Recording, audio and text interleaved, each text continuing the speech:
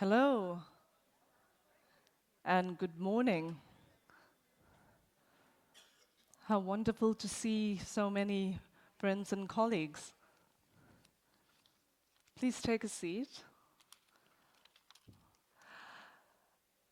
So my name is Zora Khan, and I am a Senior Policy Advisor on Gender Responsive Budgeting and Financing for Gender Equality at UN Women. It is my distinct pleasure and honor to invite and to welcome all of you to this session, spotlight session on gender equality and development effectiveness. Before I introduce our stellar panel, allow me to make a few framing remarks on this particular topic of gender and development effectiveness. We learned yesterday, and indeed we know from our own country experiences, that our world is facing many, many challenges now. And these intersecting and interlocking crises, whether it's COVID-19, geopolitical conflict, economic shocks, and increased threats to democracy and human rights, really do require multidimensional and coordinated responses. We also know that these crises have had a disproportionate impact on women and girls, and this is evidenced by high rates of job loss and income security, exacerbated risks of poverty and food insecurity, and of course, skyrocketing levels of violence against women. We often say that we're confronting a food, fuel, and finance crisis, but we're also confronting a care crisis, and I think this came very much to the fore during COVID-19. So what this session will do will highlight really the importance of promoting gender equality through development cooperation, and specifically it will emphasize how the principles of development effectiveness that we all feel so passionately about, ownership, results, partnership, transparency and accountability, can support us to advance our gender equality objectives both at the national level as well as at the international level. So allow me now to introduce the panel. We have a very exciting panel, and I'm going to call them up one by one, and they will join me here on stage. Our first panelist is Augustus Flomo. Augustus, who's the Deputy Minister for Economic Management at the Ministry of Finance and Development Planning.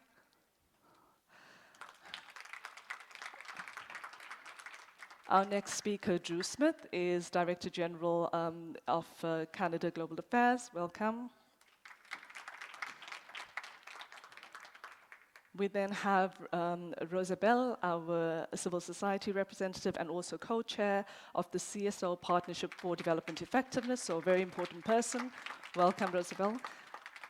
And Rosabelle will be speaking in Spanish, so if you need a headset, please get one now. And then last but not least, we have Åsa Regner, who is the Deputy Executive Director from UN Women and also my boss. Welcome, Åsa.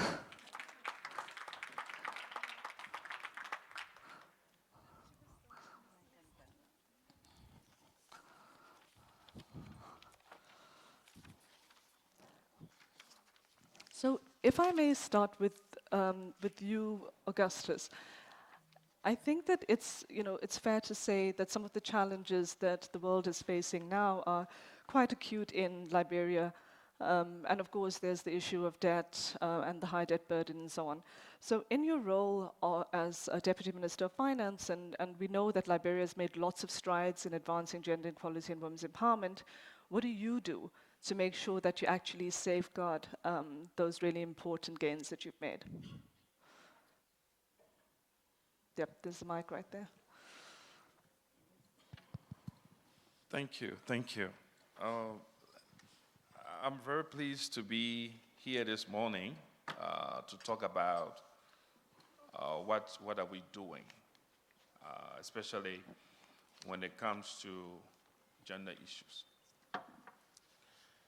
I mean, just a quick reflection in Liberia. Those of you who follow the events in Liberia, the civil crisis destroyed a lot of things. Mm-hmm. Our women played a major role in trying to ensure that the peace we now have today, we have it. And to sustain that peace, they have proven over and over that it is on their shoulders that we're keeping our peace. So the responsibility of the government and the responsiveness of the government is the recognition of the role that women play in upkeeping and upholding social cohesion, economic advancement, from the perspective of those of them who see themselves as champions of having a good society, champion where they insist that women should be given the opportunity to strive. And we believe as a government, along that line of their commitment, we've channeled our national planning processes. So for example, in 2009, we enacted our Public Financial Management Act. In that act, the fundamentals was around, spending wisely to ensure that the economic stability, ensuring the transparency in the nature. But even in our strategy of implementation, we incited gender as a key component of that strategy. Holding on the ground that once we are able to ensure that we're doing gender responsive planning or budgeting, we have the opportunity for women to play a critical role in or the national planning cycle to target women initiatives, women programs meant to empower and build, amongst themselves. So as a government, we see that along the gender space, we are capitalizing on our peace angle, which we believe our women really did a lot of work. And we're also trying to ensure that in the line of the economic participation of the state, that the women are centered in that process. And so the government, in fact, had created a directorate where at the Ministry of Finance and Development Planning, we do have a director responsible for gender responsive budgeting. And that director works across all ministries and agencies to ensure that budgets that are being planned from the different ministries and agencies are consistent with what the national priority is, and they're also speaking to gender issues, ensuring that women are in the core of our planning and execution. So these are some of the things that, as a government, we believe that in order for us to be really able to make the necessary impact and to sustain, I will keep anchoring on our peace as a country, we need to ensure that there's a whole issue about equity, equality, and opportunities for both genders, but especially coming from the history of where we've come as a country where women were looked down upon for many years. Empowering them, giving them the voice, giving them the opportunity to speak out and to participate actively in our development space is a critical pathway that the government sees, and we continue to push that line. Thank you, Augustus. And I think it's really interesting how you managed to kind of bake in the gender-responsive budgeting so it becomes part of the institution and through this high-level position. So that's really interesting. Drew, over to you. We know that Canada has been at the vanguard of promoting gender equality through both its development cooperation as well as its domestic policy. So given the current context of multiple intersecting crises, how are you, Canada, prioritizing gender equality in your development cooperation support? Well, thank you. So Canada, as many of you might know, we have a feminist international assistance policy. And during the last several years, and particularly during the pandemic, we took some time to consider whether or not the policy remained fit for purpose. I think at the beginning of the pandemic, the scale of the crisis and the needs that were emerging, we wanted to make sure that we were able to respond in a way that was supporting the poorest and most vulnerable, and that it was consistent with our feminist approach. And I think in the end, it was clear to us that we were going in the right direction. In general terms, I would say that we've recognized that gender equality in integrating an intersectional approach and a human rights-based approach can be very effective in supporting the broader SDG agenda, in the sense that SDG 5 really is a precondition and an accelerator for all of the SDGs.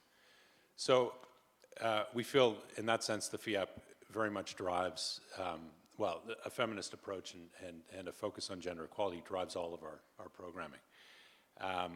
And we try to integrate it and target gender equality throughout our programming, as well as having a gender equality action area, so a specific gender equality set of investments, but then also ensuring that gender equality is, like I said, integrated into all of our other work on education, on global health, on economic empowerment.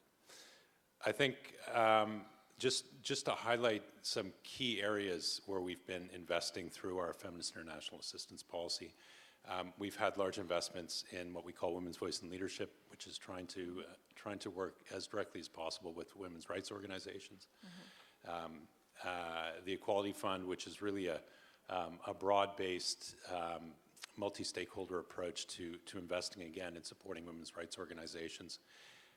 We have an annual commitment to provide $1.4 billion in global health support, $700 million of which goes to sexual and reproductive health and rights. And then we've also recently made commitments on unpaid care, which has come up in the last day as a key area for work on gender equality. And then just one last point, I'd like to highlight the fact that as we've been implementing the Feminist International Assistance Policy, we've recognized that how you do it is as important as what you do.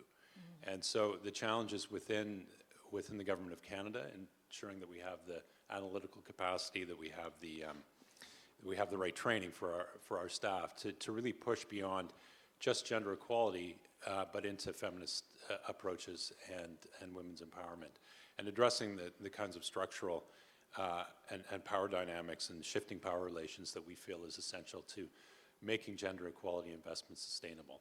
And just one last point in terms of the way in which we've shifted our programming.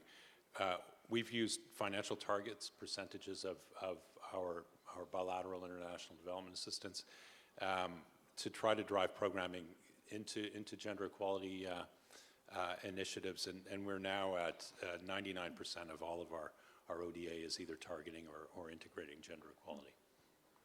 Thank you. Great. Thank you so much, Drew. And of course, much of the kind of technical work that you do around the gender budget analysis plus and so on is in fact very pioneering. So I think that's some great work. Rosa, over to you. How do you think development partners can enhance transparency and accountability on financing for gender equality?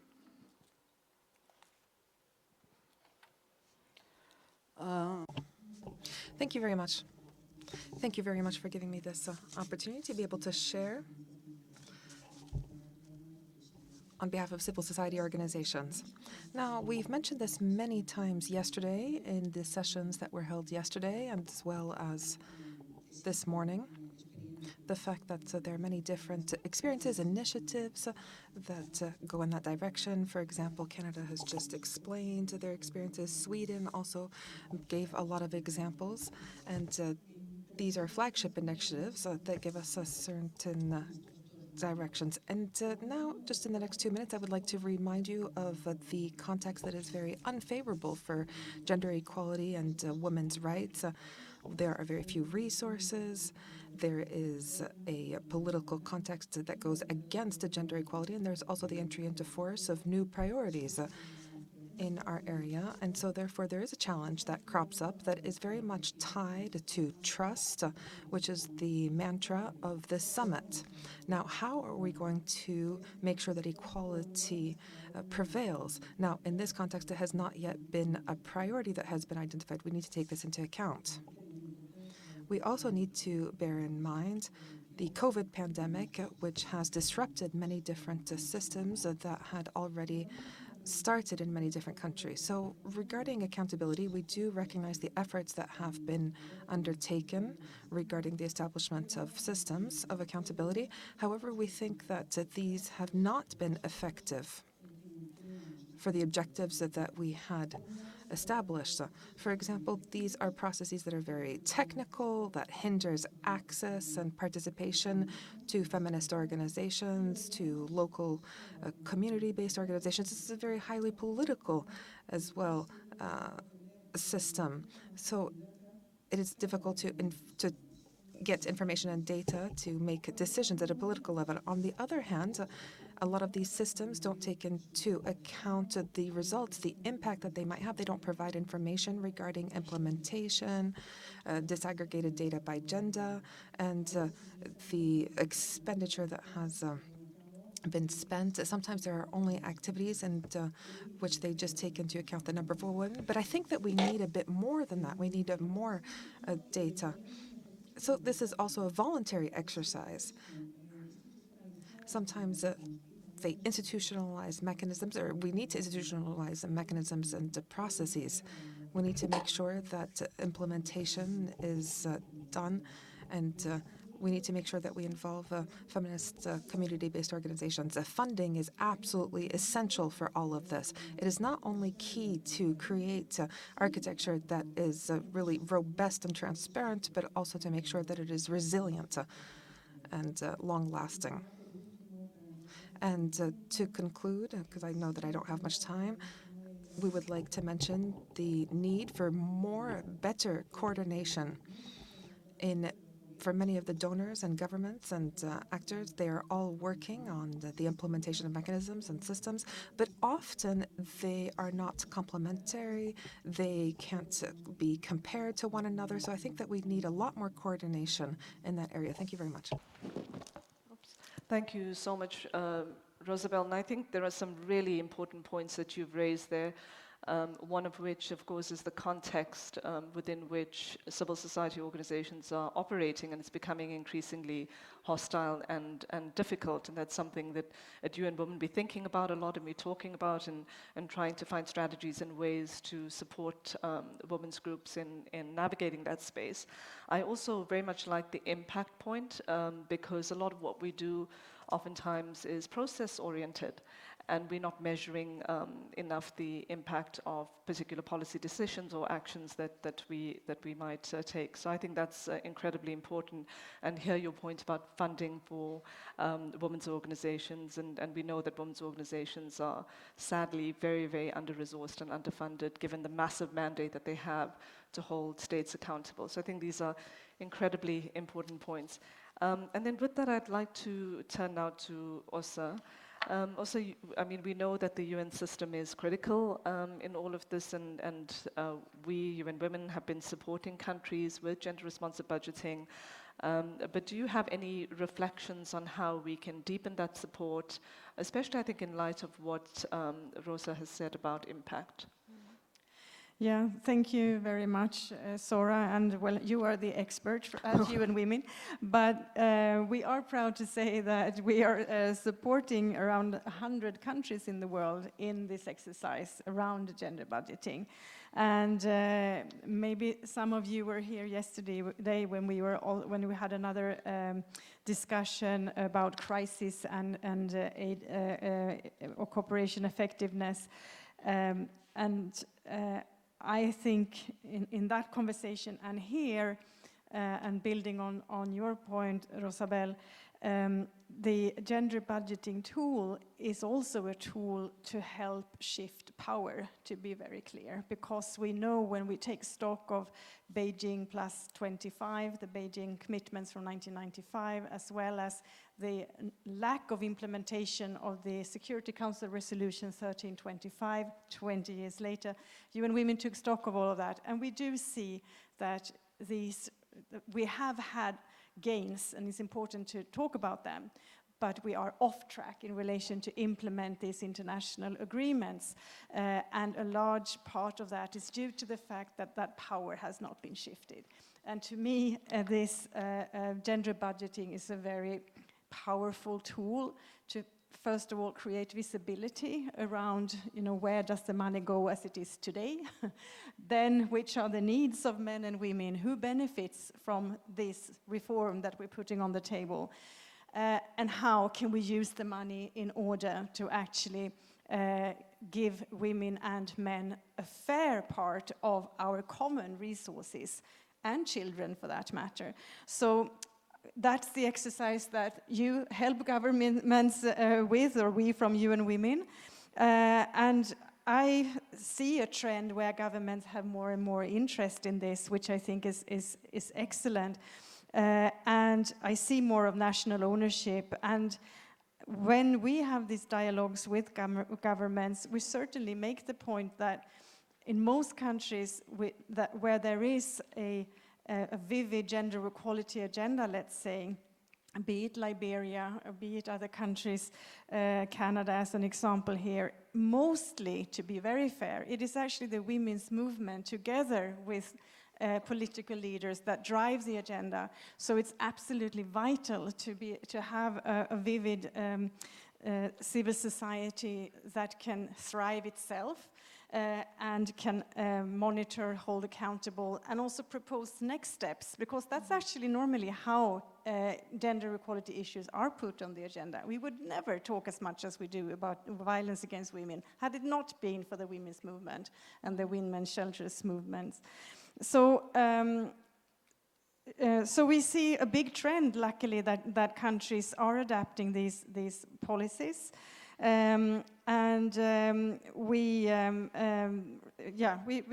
really do see also that when there is a strategic and thought-through way of doing this, we do see that results and impact and priorities change. And in addition, it's important to remember women's leadership in the women's movement, but also in politics, because we know that when there are women in governments and parliaments, the budget allocations actually shift. We know for a fact that they go more to implementation of women, children's rights, peace-building efforts, sustainability efforts, social investments, etc. So, this is a big and important thing going forward. And I mean, I don't think the world can wait. It's not in a good situation. So, we just have to work harder. Thank you. Thank you, Åsa, and indeed very sobering remarks. And I think we are very happy as UN Women to see the work on gender-responsive budgeting feature so prominently in the GPDC work, as well as in the monitoring framework. That's really allowed us an opportunity to collect the kinds of data that we want to enable us to look at practice across the world. Augustus, over to you now. I mean, we certainly heard in your first remarks about the progress that you've made in Liberia around institutionalizing GRB. But we also know that you face particular fiscal constraints. And so how can development partners support governments like yourselves to strengthen country systems, but also to mobilize additional resources for implementing your national gender equality laws and policies? Thank you. This is for us. This is very important. I will give you, a few numbers. Development aid or development assistance to Liberia, in terms of programs, and the government program, the ratio is like 3-to-1. While it is true that the government itself has a lot of program targeted at supporting gender issues, economic empowerment of women and children and girls, making sure that the educational policy addresses the key issue around girls being given the opportunity to have access to quality education, and of course their counterpart boys and so forth. It is important that in order for us to achieve this together, fiscal space, which from the national budget planning perspective is always challenged by the numerous of priorities that we have to be, faced with, including infrastructure, including health and education for all, and all of that. So what have we done? As a government, for the last 2 years, we've been more aggressive on trying to bring stakeholders around the development space to think more positive about the planning process, more coordination, ensuring that our cycle of planning is not just what we think, it's about what problems we are solving. We're asking ourselves in our various corners, from the government, from the development partners, what problems are we trying to solve? So in the space of utilizing the development resources, few things we've done, and we've insisted that we want to be able to use as a platform to support the development agenda, but to also ensure that our gender programs are well funded, and that programs that will give good economic viability to women and girls are also equally funded. So what we so we've developed a clear policy first that ensure that all partners working in Liberia have to work from one front. We all need to know what we are working on. It cannot be the secret to say government only knows what they're working on and the partner know what they're working on. It means then you will have a lot of challenge with trying to ensure that you are addressing the problems. So we're saying, let's know what we are changing together with the available resources, whether from the national budget or from the development finance envelope. So a clear policy action is on the table for that. So 2 years ago, we've been insisting that we have to do that. The other thing we've also insisted around is to ensure that there are clear rules around how we deploy resources available for development. And the fact that we all understand what resources are available and we all know what we are working on, it gives all of us the opportunity to do better execution. Because then it means that with the limited resources that we may have as the government and the available resources in the partners' side of the envelope, we're able to, match the two funding and do greater things. So defining the rules, who does what, is very key to that process. The other thing we've also pushed on is to increase leadership of women organizations, women programs, to increase leadership of the government in terms of being in the driver's seat, where we're determining the priorities based on the national development agenda, so that funding are kind of aligned to the national development priorities of whether we are addressing issues that are affecting cross-border women in terms of their business activities, or we are addressing issues about girls staying out of schools because they have challenges where they can't find food, or they have challenges of hygiene concerns, that we are addressing these together. We also have put a lot on the delivery mode, because with the right delivery modalities, we believe that we can maximize the results that we are targeting. So yes, fiscal space is limited in terms of what budget, can provide. But I think it becomes bigger if we look at what is in the development space and ensuring that that delivery modality and mechanism that bring about the two resources, government resources donor resources or partner resources on the table to provide us the opportunity to target issues we are trying to solve. And we are solving them together, and I believe that helps, and it's been helping in the last 2 years of how we've been talking and working together as a team. Thank you. Great. I think, Augustus, you've just described the effectiveness principles very, very well in that response, but I really appreciate and like the point about having clear objectives, but also shared purpose and shared goals. So you're really all working together for the same objectives, which are embedded, of course, in the national plan. And I think that sometimes we lose sight of that.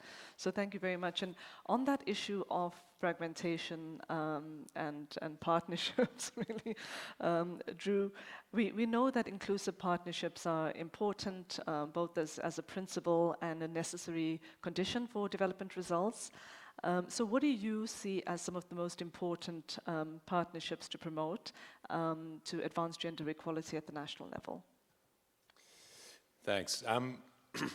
I'll raise 3 points. First, I want to highlight something that Canada has been championing recently, and that's the Global Alliance for Feminist Movements, which we feel has been a really effective multi-stakeholder partnership, one in which the co-creation of the partnership really has helped break down barriers. It's this partnership involves CSOs, philanthropic organizations, national governments, feminist movements, women's funds. So it's a big tent, and we feel that this has really helped to build trust. It has a lot of potential to build trust, and really built on these principles of transparency and open communication. So that's one where, there are now 300 members, including 10 countries, and it has very much the potential to improve the quality of resources that are supporting feminist movements and mobilizing partnerships and political support for diverse movements, agendas, and policies. So that's one area I wanted to highlight. The second is the way in which donors can coordinate, and I think the DAC has an important role to play there. Canada is very engaged through GenderNet, currently co-chairing GenderNet, and that community of practice that allows for mutual learning and sharing of best practices around policy and programming, I think, is a very important forum for donors to engage and to hold each other to account. And I think flowing from that and supporting that is the standard setting the DAC does, and the work that has just come out on guidance around gender equality and empowerment of women and girls. I think that guidance is an important step forward, and really is it. As Augustus was saying, having rules and understanding your role and being able to contribute and know how to partner, I think is very important. So those were just 3 things I wanted to highlight. Thanks. Thank you. And also the GenderNet produces this great data looking on aid flows towards gender equality. And in fact, most of the reason that we know about this is through the data that they collect very systematically over the years. So that's well noted and very appreciated. Rosabelle, over to you. From your experience and work with civil society organization, and indeed in the role that you have today, what measures do you think governments can take to increase the participation of women's organization, both in fiscal policy design as well as in government planning and budgeting? Gracias. Thank you. I think the participation issue is a very complex issue that is multi-layered, like an onion, and it's difficult to peel off all these layers in only 2 minutes. On the one hand, we know, and this has been recognized by all actors in the international community, the importance of women's organizations and feminist organizations' participation, especially for those that have a local base. They have been recognized as a change factor that have really encouraged structural changes in their communities and in their societies. And it's on the basis of that that we recognize the importance of getting these organizations involved in all these processes. However, in order, and despite this recognition, sometimes this involvement is a result of the work that these organizations carry out in these countries. It's not something that is a given, but rather that is a result of our request, of our movement, of our fight. And therefore, it's important to have that network of organizations, a strong network of those organizations that are actually turning these demands into a reality. This happens in all societies, including those societies in countries like mine, for example, where we have maybe a more favorable situation. Therefore, the context is important. So, as I was saying, involving women's organizations in this context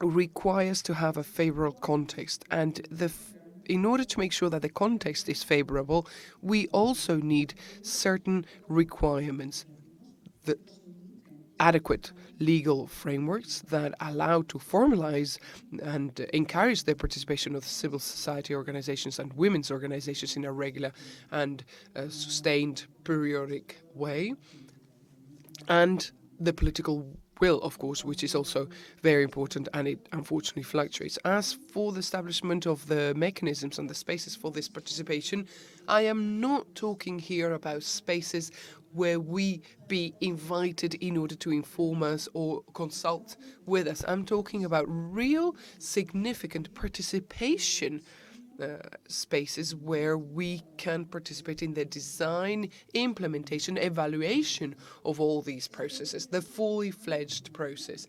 This requires, of course, a lot of training, capacity building in order to encourage a critical participation of women's, of feminists in these processes, and at the same time that in turn requires that the information, that the data be accessible. This sometimes puts us in a situation whereby we need to become somewhat of a detective trying to find information where we're being told, for example, there's a website with information. Sometimes we really need to do a research, and the information is not always very freely available. We don't necessarily know what the data links to, and that really complicates our participation and a real analysis of what the situation's really like. And we go back here to the issue of resources. Of course, we need resources. But that issue is twofold. On the one hand, there is the reinvestment issue on equality and investment of women, but also how these resources are being used. Very often, it's true that the resources, many governments, many donors, and Canada's case is one of them, many others also exist. They set up funds, alliances, partnerships to streamline those resources to the women's organizations, but they don't always get there because they very often mediated by bigger organizations, and it makes it very difficult for those resources to really reach the women's and the feminist organizations, which very often have a different logic, a different discourse to those of those bigger organizations. It really means that we need to transform radically these systems, these processes, so that these funds really get to the ones who really need them. We need to generate the spaces, the formats that are more encouraging towards the access of these resources. I think this is all. Thank you. Thank you, Rosabel. And indeed, participatory budgeting is absolutely critical for any kind of successful budgeting at the national level, but some of the obstacles that you pointed out with regard to access, transparency, how information is presented and so on are really barriers to participation. So how do you have participatory budgeting if people don't understand how the budget process works, as well as have the access to the kinds of information and data that they need? So thank you very much for that. Also, a final question for you. We've heard through the panel about the importance of partnerships and alliances and working together. And we know that at UN Women, you've been championing generation equality and ensuring that we have these action coalitions and so on. Can you tell us a bit more about how those work and what you hope to achieve? Absolutely. Thank you, Sora. I said that UN Women and the UN system, one part of our work is to take stock of where the world is in relation to international agreements in different spaces, and for us, obviously, it's around women's rights and gender equality. So these last years, we have been taking stock of the SDG 5, Beijing plus 25, Security Council 1325 plus 20, for example.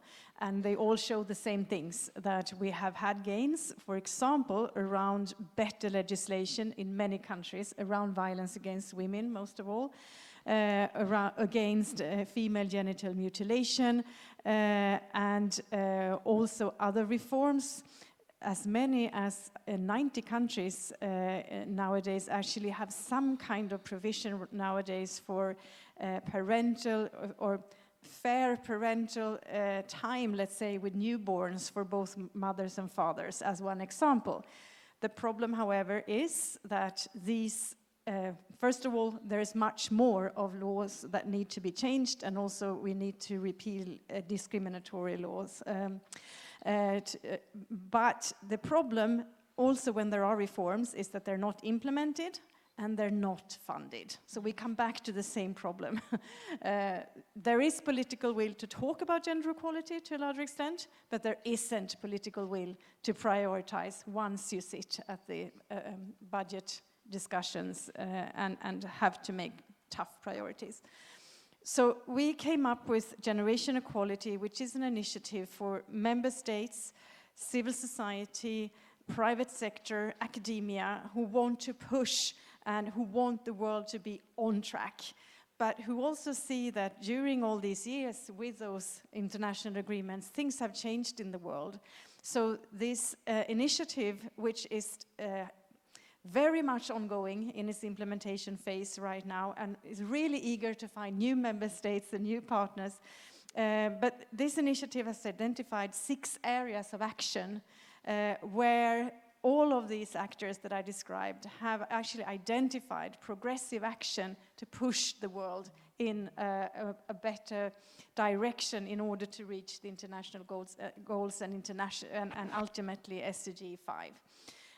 So that is a very alive initiative, and we soon have the Commission on the Status of Women upcoming, and we will have a bigger event around that there.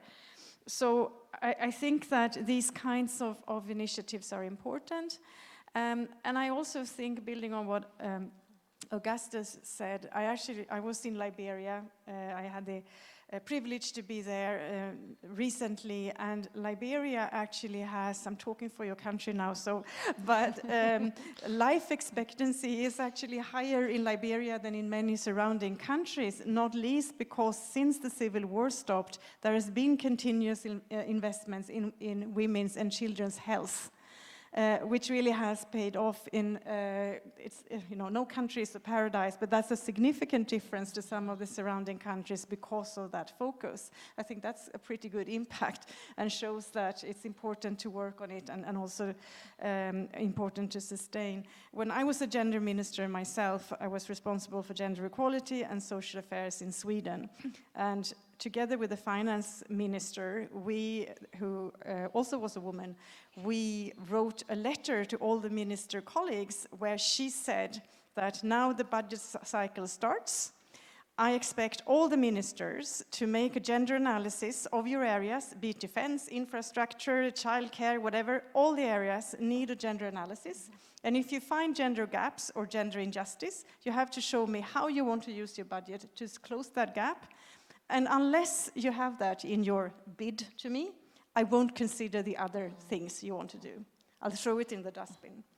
So, also not a paradise at all, but there are very concrete, I mean, you can have long-term goals and you can have very concrete kind of actions to show that political will that I think we need to a large extent now. So no paradise examples, but there are actions you can actually take. Yeah. Thank you also for really showing us how it can be done. And I think it's really important. There are many countries, including Uganda, where the Ministry of Finance issues a budget certificate. So you can't really get any budget approved without having the proper gender analysis, the type of thing that Canada does. And so, it really needs a level of analysis and commitment and so on, and actual programs in the budget that you're able to demonstrate that will advance gender equality and women's empowerment. So thank you very much for that. I think we'll move now to the floor, and we have Christian Rock from the UK Director for Development and Parliament that will... Christian, could you go over there to the podium?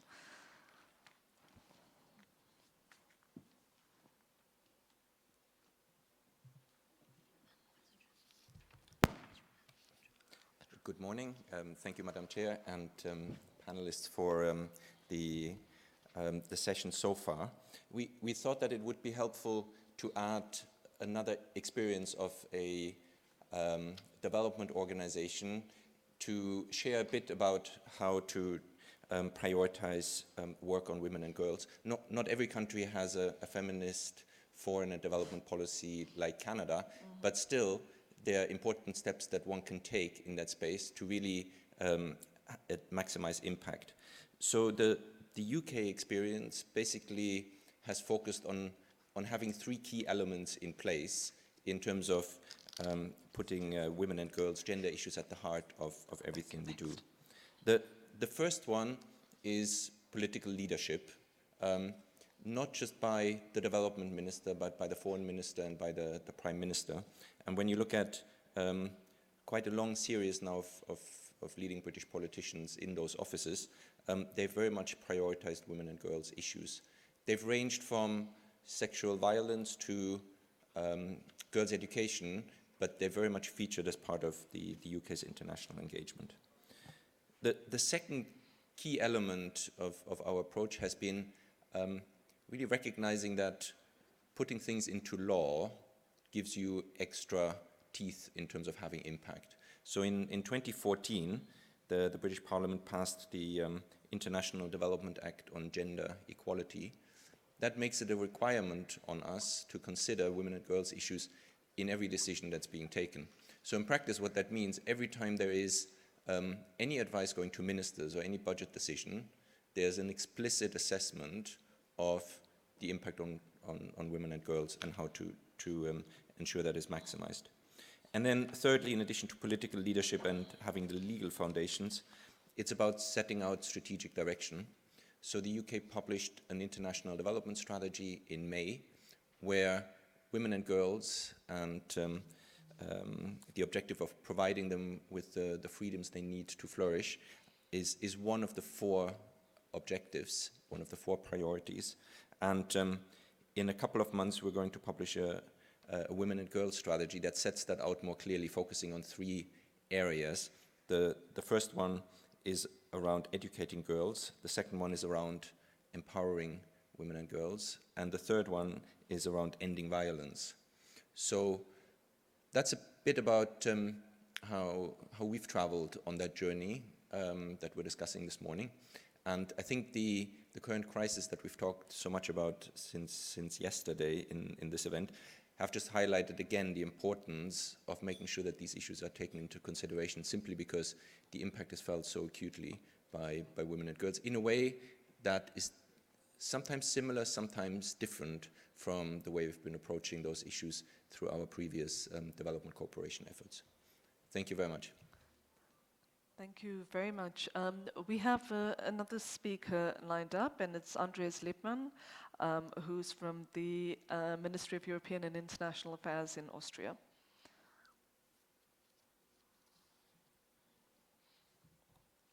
Yes, thank you. I'm the program director in our development cooperation DG. It's not easy to speak after Canada and UK, and to some extent I have to repeat what you have already heard. But I think to mention also a good practice example, in Austria we have a development law which was decided 2001, and we have 3 objectives, which is development, peace and environment, and 4 guiding principles which are horizontal, which we have to think about in each and every project. And one of them is gender equality. And the important thing about this law is it's not only about development cooperation itself, it's the objectives of all kinds of development policies touching the developing world.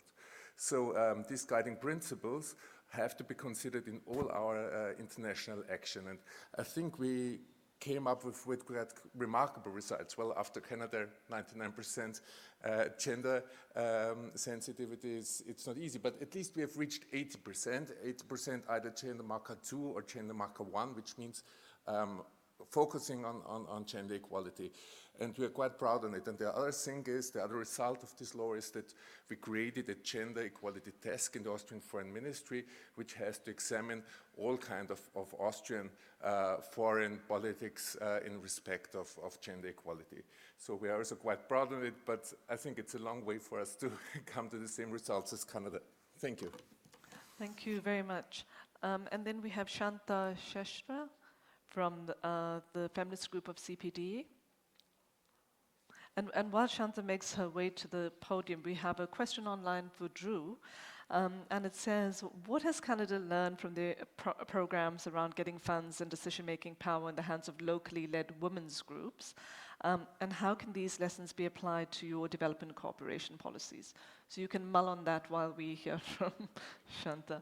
Over to you, Shanta. Thank you very much. Good morning, everyone. I'm Shanta from Beyond Beijing Committee, Nepal. I'm speaking on behalf of CPD Asia and CPD Feminist Group.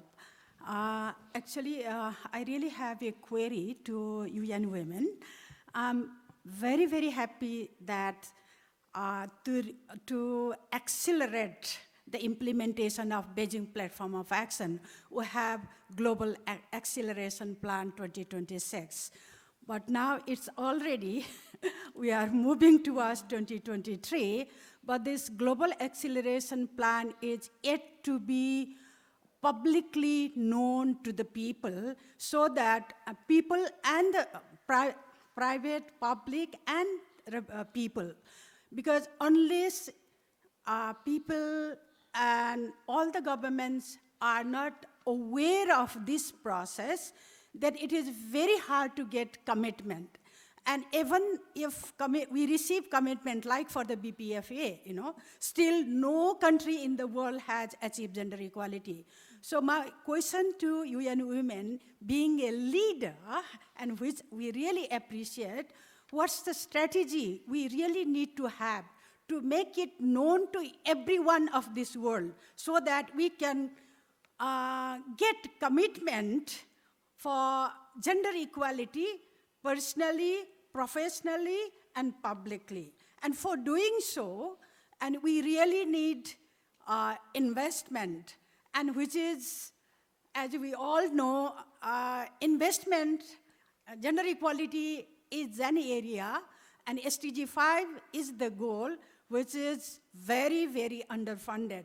So how are we going to really address this underfunding for gender equality and empowerment of women, so as to transform the world, which is the issue or agenda of 2030.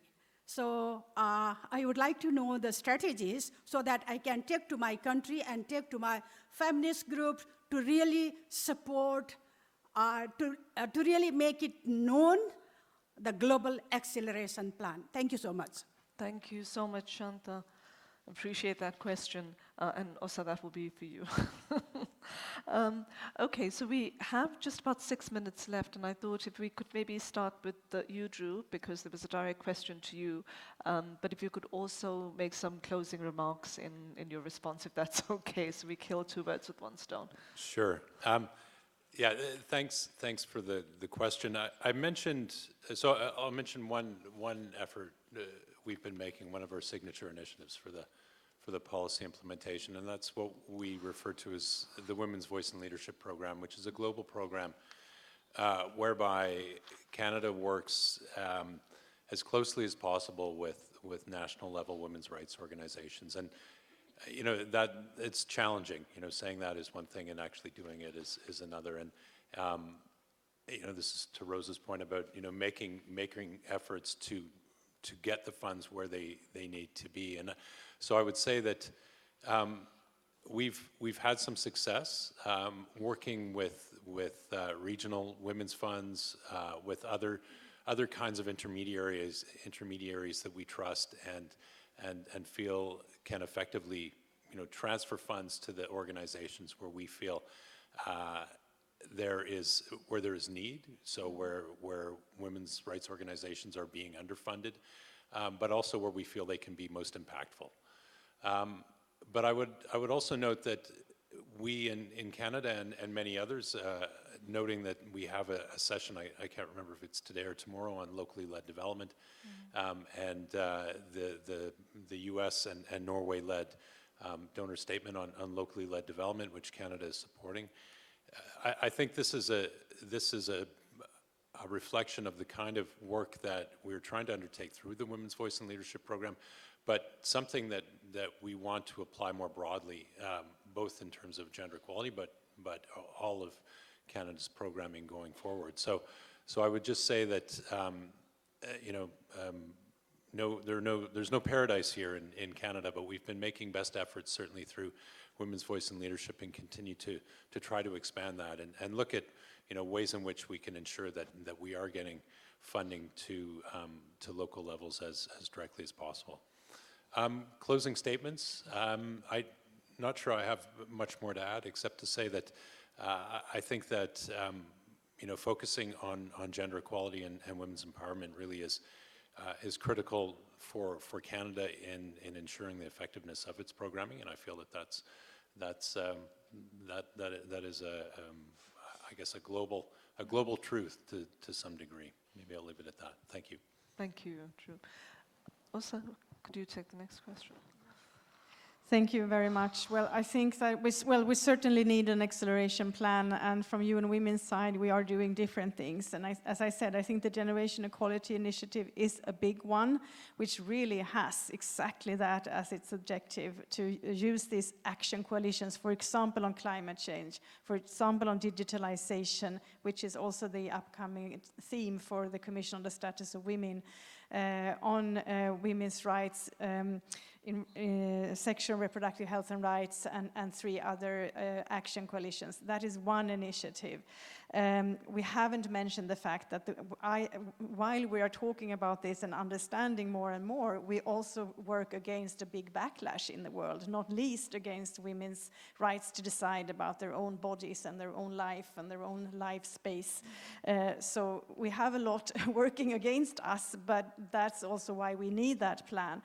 Another initiative, which is part of the Secretary General's Common Agenda, which, by the way, has very strong gender equality actions, is a review of how the UN system can deliver better. We all have to do our part. So how can the whole UN system deliver better and quicker, and with its own existing budgets for gender equality, which goes through how agencies can do more. And then obviously UN Women's daily work, where it's our job to push governments and work with governments. And I really believe, as we've all mentioned here, adequate funding for women's organizations. Well,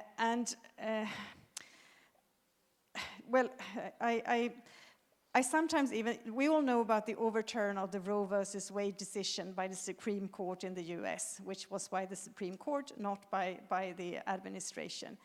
But I think sometimes if people had not understood how important money is in this when you work against a political goal, you can see that decision.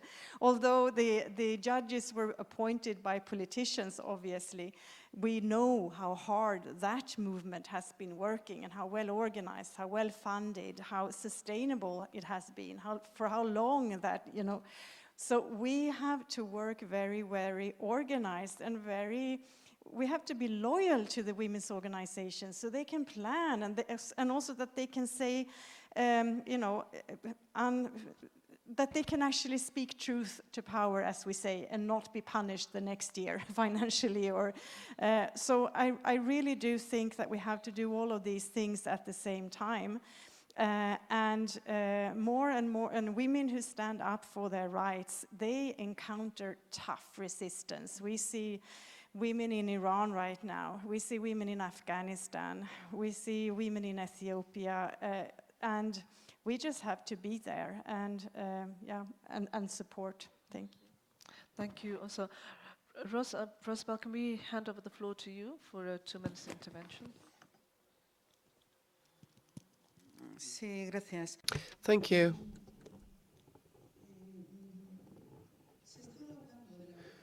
We're talking about the importance of funds, of resources. It's true, it's necessary, and we need more resources, but it's not just about quantity, but as well about the quality of those resources.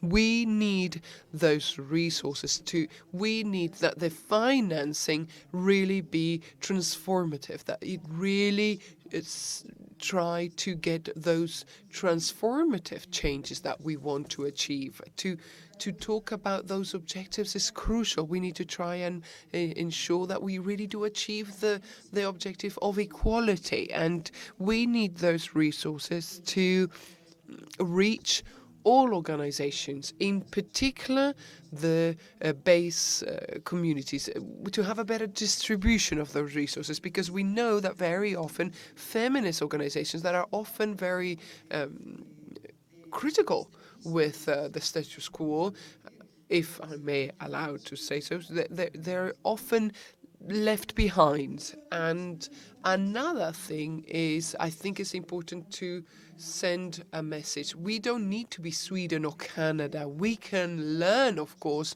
from them. We can learn from them on processes, on key areas, but we are listening here about other experiences like Liberia, for example, or other local governments, for example, experiences which I know of and that are very, very interesting. We sometimes think that we may need very grand resources, but experience shows us that that's not true. What we need is processes where we see a political will and a true honesty. And I think that honesty in the exchange is crucial. I don't expect, and I think this is something that has created a huge buzz in this area, sometimes actors feel that they need to embellish their activities, their actions, their data. And to be honest, for me, as someone who is involved in the follow-up of public policy, that generates a lot of confusion, a lot of noise. It's important, and I actually think it's better to learn from things, to be honest and know what's happening, and in that honest relationship be able to improve our actions, because that really gives us real information on what works and what doesn't work. And I think that's really what we're truly talking about being honest. We must not fear and we must be able to analyze and work with what we've got. Nothing more.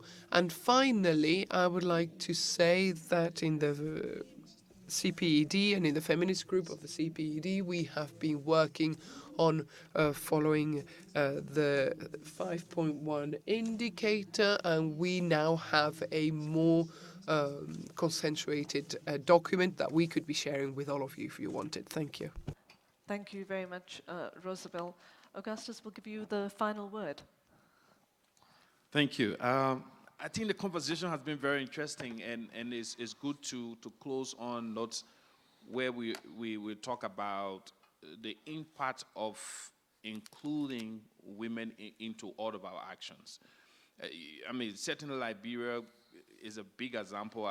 You know, as you all may know, when our war was raging, women stood up and said, "You know what, guys, you've done enough. This is time. You need to close down."